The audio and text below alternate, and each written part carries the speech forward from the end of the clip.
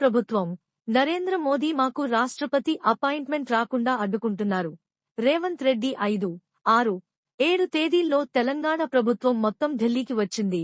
మంత్రివర్గం మొత్తం ఢిల్లీలోనే రాష్ట్రపతి అపాయింట్మెంట్ కోసం ఎదురుచూస్తున్నాం. సీఎం రేవంత్ రెడ్డి. అందుకే ఈరోజు 6, 7 తారీఖుల్లో ఎప్పుడిచ్చినా మేము మిమ్మల్ని కలుస్తాము, ఢిల్లీలో మీకు అందుబాటులో ఉంటాము అని చెప్పి రాష్ట్రపతి గారికి మేము తెలియజేయడం జరిగింది.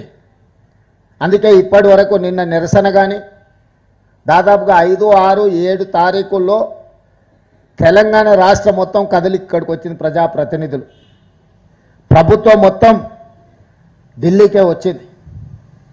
మంత్రివర్గం మొత్తం ఢిల్లీలోనే రాష్ట్రపతి గారి అపాయింట్మెంట్ కోసం ఎదురు చూస్తున్నాము. దురదృష్టవశాత్తు రాష్ట్రపతి గారి అపాయింట్మెంట్ మాకు దొరకలేదు. ఇది శోచనీయము, ఇది బాధాకరము, ఇది తెలంగాణ ప్రజలకు అవమానకరము. బలహీన వర్గాల హక్కులను కాలరాయడానికి భారతీయ జనతా పార్టీ మొదటి నుంచి ఇప్పటి వరకు కుట్రలు చేస్తూనే వస్తుంది.